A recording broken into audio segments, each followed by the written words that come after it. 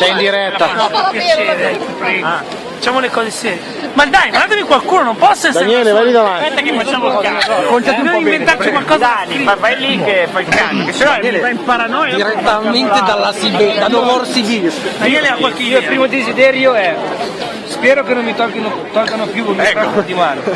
Io? Non scrive un cacchio. Io microfono. Vabbè, il pensiero che. No, cioè lì ci sono rimasto molto male. Non mi tolgano.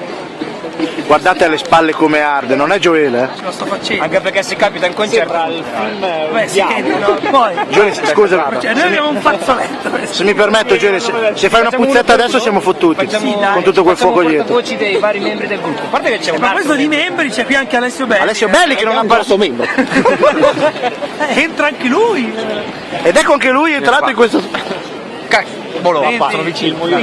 Chiaramente direi che il nostro desiderio magico non si può dire perché sono cose personali, perché sennò non si avvera, giusto Basco? Non fa finta. Ragazzi, faccio quello che si può fare. Cioè. Uno dei nostri parlamentari, no? Fa finta di dire. A proposito di magico, il pifferaio, sento parlare in questi giorni.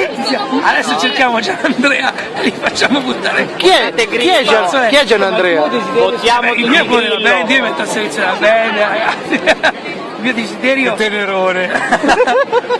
Adesso cerchiamo Gianandrea. Io sono senza NE, solo terrore. Scusi, si può riprendere un secondo? Secondo me per amalgamare il tutto potremmo metterci un po' di scenari, cioè, tipo. Senti questo odore? italiano. Adesso ci tocca cercare Gianandrea. Andiamo.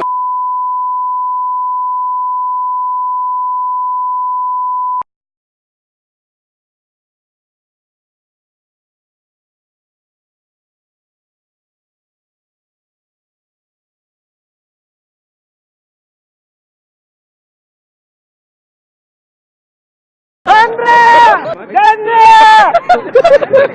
Sono qui! Amici d'infanzia!